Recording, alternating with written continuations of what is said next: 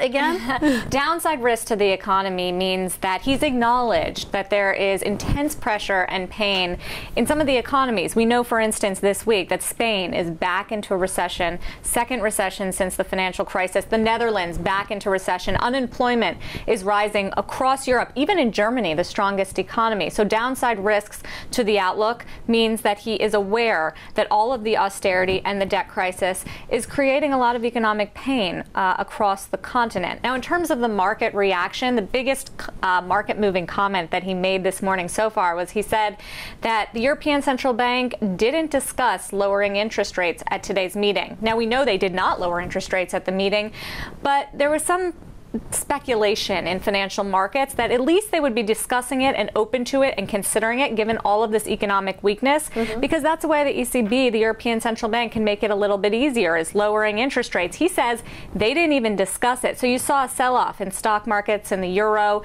because there was expectation that the European Central Bank will be able to do more if things get worse, and things have, in fact, gotten worse. Yeah, he kept the interest rate at the record low at 1%, and he also talked about inflation. What did he say about inflation? He said that inflation remains broadly balanced. He's not overly concerned about inflation getting higher, which actually means he downgraded his outlook on this. What that tells you is that there's room. It means they're not super worried about inflation being above target. Remember, the European Central Bank has one mandate, and that is to keep inflation in check, keep those prices in check.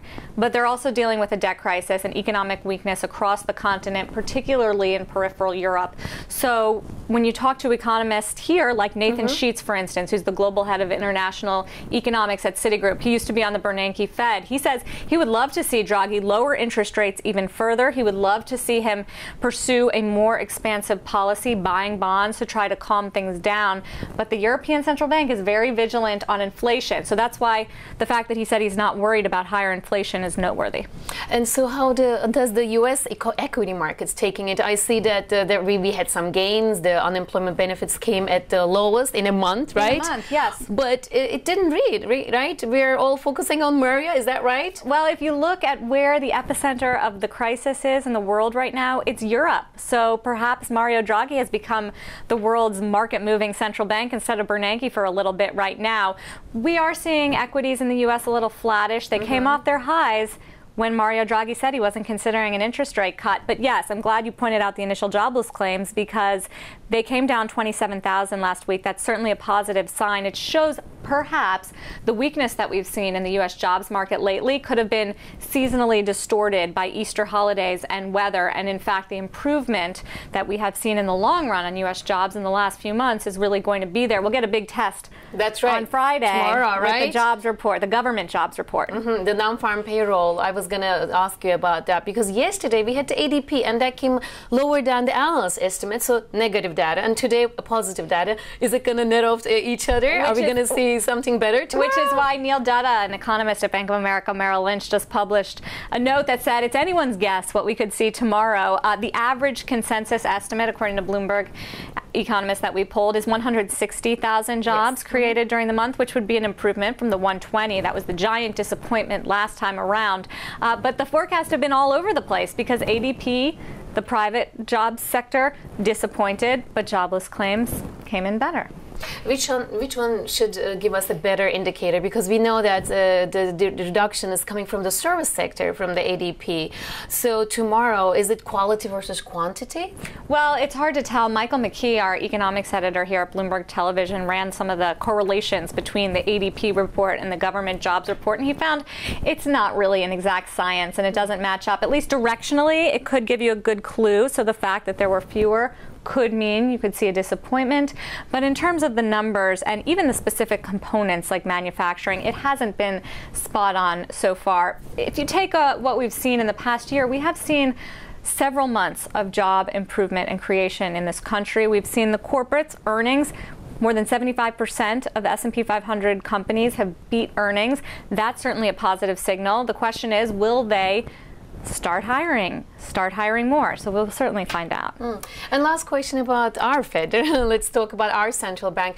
Whenever the market sees a negative data like yesterday's, they talk about the possibility of QE3. Yes. I mean, is this really going to happen? Is it important? Even if it happens, is it going to help? Well, it's important, and it could help. Nathan Sheets, we talked to again about this on Bloomberg Radio, who was on the Bernanke Fed, so gives a good sort of window into the thinking, says that markets perhaps have overestimated the probability of quantitative easing 3, another round of stimulus, but he does say it would help. It could contribute as much as 0.5% to GDP growth. No question, this is certainly a hot debate right now. Judging from Ben Bernanke's latest statements, the door is open for more quantitative easing or monetary stimulus, but that doesn't mean he's ready to pull the trigger yet. If you talk to a lot of economists, they say the Fed is in wait-and-see mode. They need to see that the unemployment rate continues to move lower. They need to see some strength in the manufacturing numbers, as we have been seeing.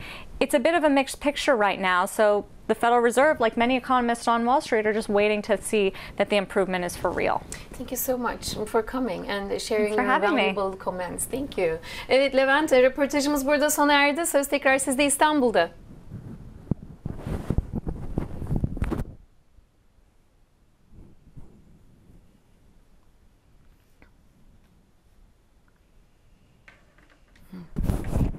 Good? Perfect. Thank you. Ben de öptüm sizi, hiç duyamıyordum. Ne oldu birden? Vaktimiz var mıydı? Yok. Hiçbir şey duymuyordum. Zaten kapattım. Ne kadar vaktimiz vardı? I couldn't hear them at all at one point. I was telling him.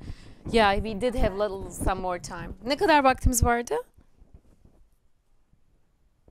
Oh, 5 more minutes? Really? Yeah, neyse kızın vaktiymiş. Thank you so much, sir. It was good. It was good. Thank you. Yeah. Bye canım. Bye.